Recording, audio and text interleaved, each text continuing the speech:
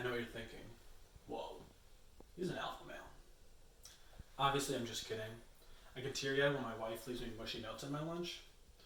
I've always been really emotional, especially as a kid, which didn't really matter, except when it mattered so much.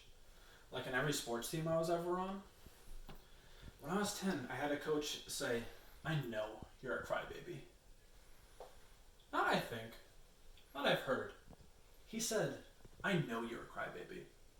And you're not going to cry on my team, right?" He needed verbal confirmation before he even drafted me. A promise I broke many times. And I've always been really competitive. Sometimes it's just hard for me to turn off that sensitive side. Like I was on this all-star team. It was basically just the best kids from each town. And we go to this crazy small town. And we play in this field that I don't think anyone outside the zip code has ever even seen. So we're up by 21. And this kid hits a grand slam to put us up by 25. And this was no ordinary homer. They had this big net past the fence to catch all the home run balls and keep them out of the cornfield. And this thing cleared it by a lot. That made it so bad, they turned the scoreboard off. Like everyone would just forget what was happening. And part of me just wanted to be over, but honestly, I just felt bad. So I decided I was going to strike out on purpose.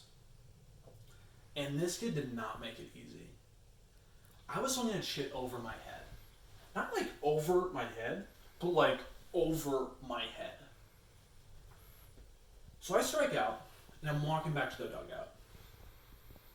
And not quietly, not so no one could hear, not so the other team couldn't hear, the ump said, "Thank you." And doing that made me feel good, which didn't always happen in baseball.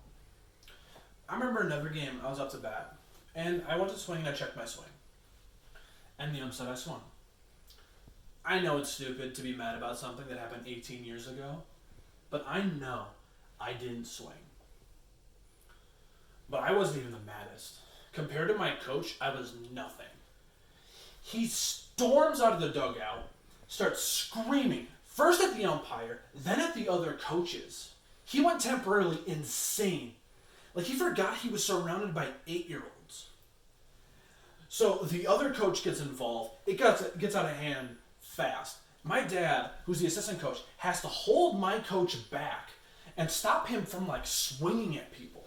It's a bunch of adults who are speaking on behalf of, again, children who don't even feel strongly about the situation. So a bunch of the moms take us over the hill, away from the field, so we can't see what's happening. Because that's their space now. And everyone's looking at me like it's my fault for starting this. I don't really know what happened over there. I do know it's the last time my dad coached me.